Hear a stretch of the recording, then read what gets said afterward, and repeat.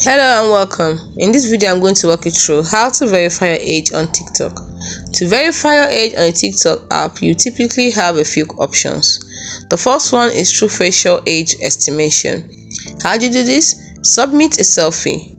Then TikTok's AI will analyze your facial features to estimate your age. The second option is credit card authorization. You provide your credit card information on TikTok. A small temporary charge will be made to verify your card and age. The charge is usually refunded quickly. Next option is selfie with ID. If you are 16 years or older, take a photo of your government issued ID. Then take a selfie while holding the ID and a unique code provided by TikTok.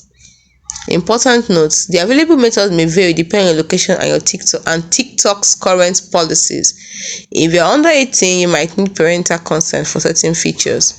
I hope you found this video helpful. If you did, like and subscribe to the channel for more. Thanks for watching.